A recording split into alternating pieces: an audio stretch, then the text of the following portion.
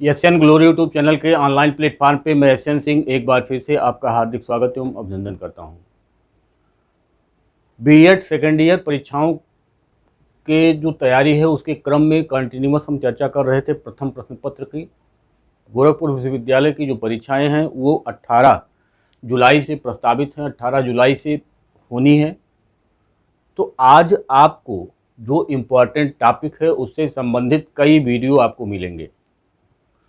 इसके पहले के क्लास में हमने चर्चा किया दूरस्थ शिक्षा के बारे में और पाठ्य योजना से संबंधित जो उसका अर्थ है, परिभाषा है और उसके जो प्रकार हैं और उसके जो विभिन्न उपागम हैं, प्रणालियां हैं, उस पर और उसकी विशेषताओं के बारे में हमने चर्चा किया।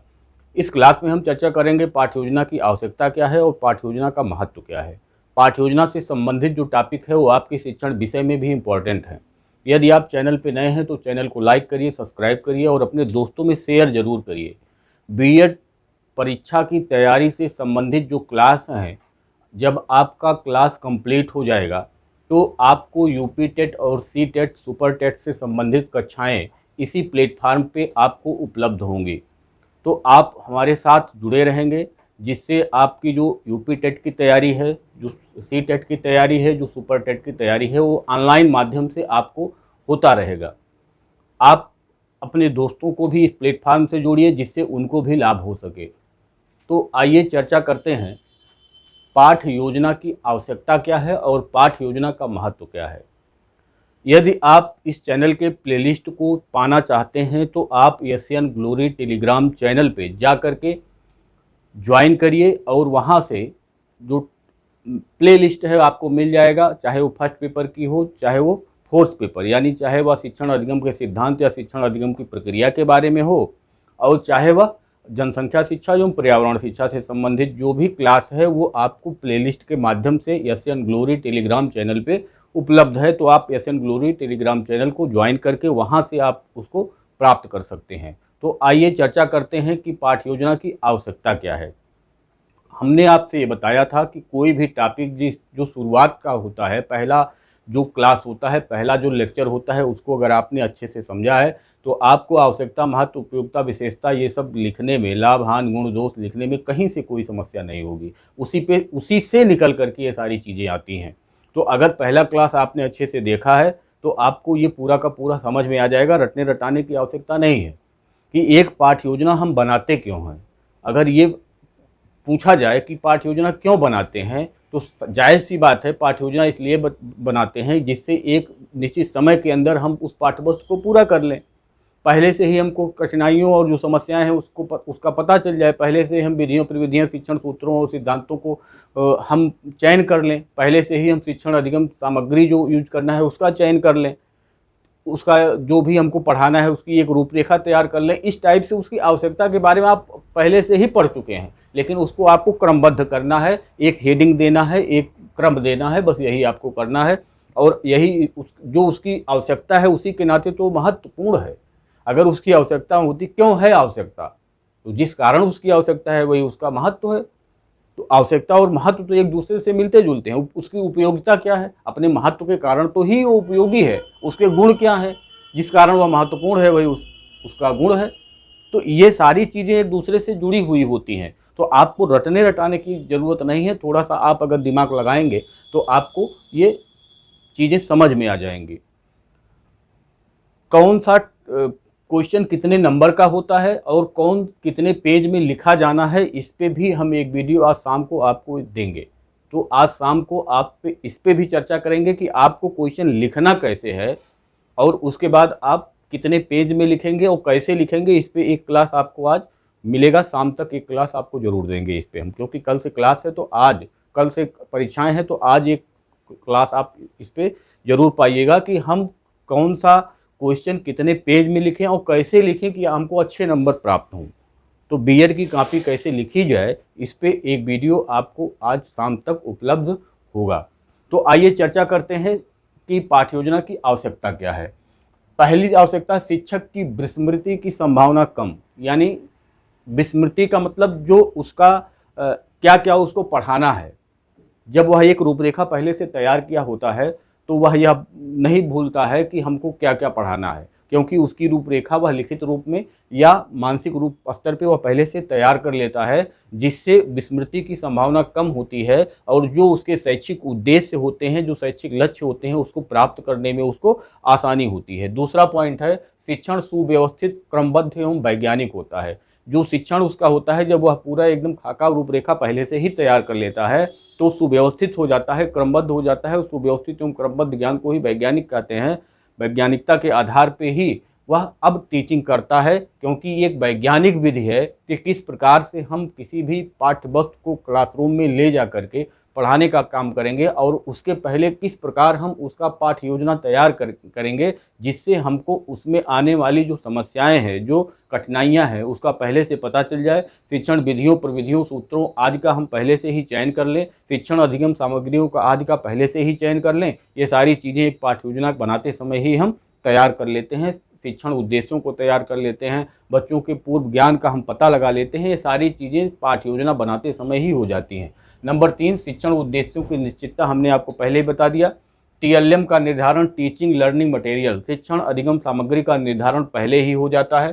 शिक्षण विधियां, प्रविधियां आदि का निर्धारण इसमें पहले से कर लिया जाता है।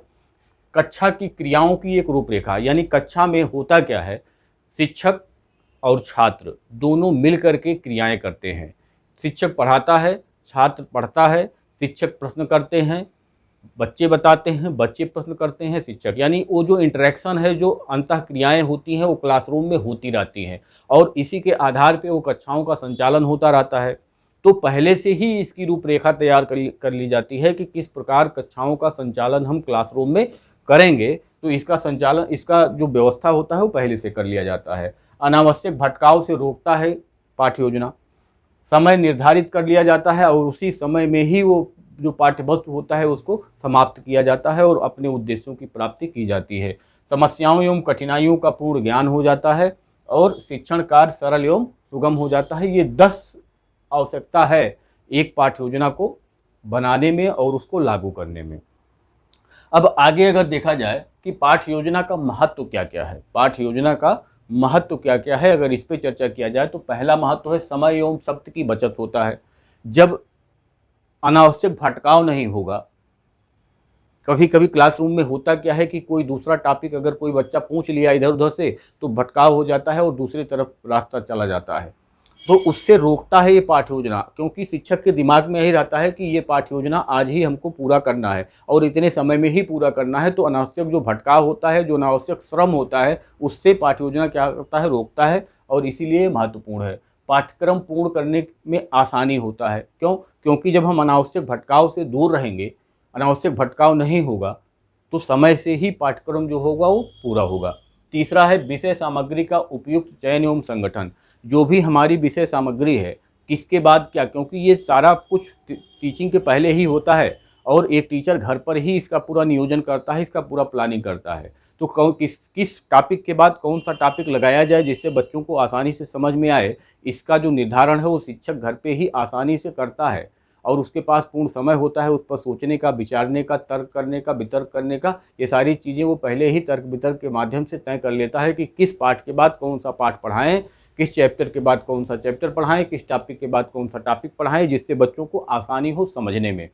चौथा पॉइंट है उद्देश्यों की स्पष्टता। जब हम एक लेसन प्लान बनाते हैं तो उद्देश्यों का निर्धारण करते हैं और जिससे हमारे उद्देश्य स्पष्ट हो जाते हैं, उसी उद्देश्यों को लेकर के हम क्लासरूम में जाते हैं और अपना शिक्षण कार्य करते हैं। और शिक्षण कार्य करने से हम अपने उद्देश्यों की प्राप्ति के लिए हमेशा सजग रहते हैं, हमेशा प्रयत्नशील रहते हैं, जिससे हमने जो निश्चित उद्देश्य जो निश्चित किए हैं उसकी प्राप्ति हो सके। पांचवा पॉइंट है आत्मविश्वास में वृद्धि।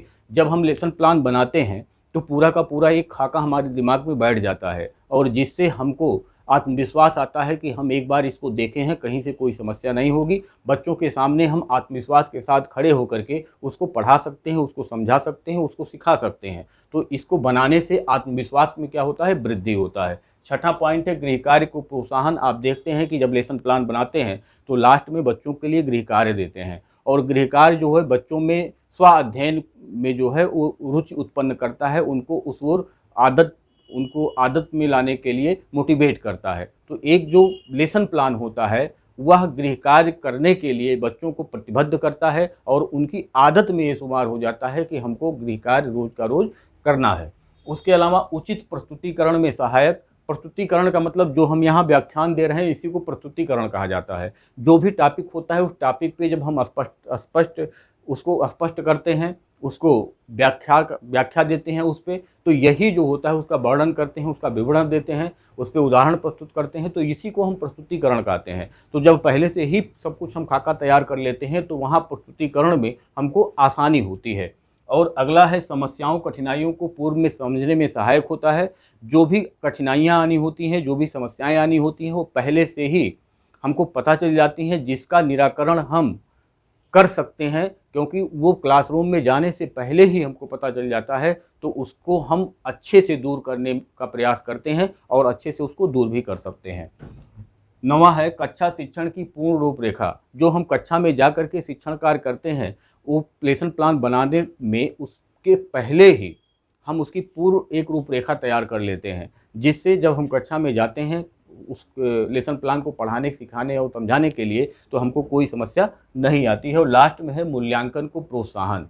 लास्ट में आपका है मूल्यांकन को प्रोत्साहन। तो इस प्रकार से आपको जब लेसन प्लान बनाते हैं तो उसमें कई प्रकार के प्रश्न आते हैं और उसी प्रश्नों के माध्यम से ही हम मूल्यांकन कार्य करते हैं। तो मूल्यांकन को प्रोत्साहन भी एक लेसन प्लान के माध्यम से मिलता है। तो इस प्रकार से हम कह सकते हैं कि जो आवश्यकता और महत्व है एक पाठ्य योजना बनाने का, वह एक शिक्षक के लिए बहुत ही उपयोगी है। आप हर समय लेसन प्लान तैयार नहीं कर सकते हैं। किसी कॉलेज में, किसी स्कूल में, किसी विद्यालय में आप पढ़ा रहे हैं, 8 क्लास आपका लगा है, तो 8 लेसन प्लान आप तैयार नहीं कर सकते हैं।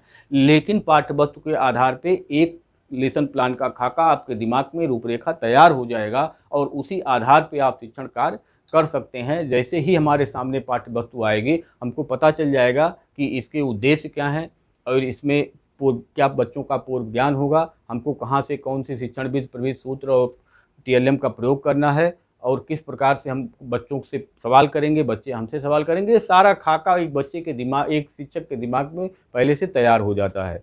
और हमेशा लिखित रूप में कोई भी शिक्षक पाठ्य योजना तैयार नहीं कर सकता है। जब तक वो ट्रेनिंग की पीरियड में है, ट्रेनिंग की अवस्था में है, तब तक उसको लिख करके वो बताने का काम किया जाता है कि आप ऐसे ही, आपके दिमाग में एक खाका बनना चाहिए जो मानसिक स्तर पे बनना चाहिए, ना कि उसको लिखित रूप में वो हो।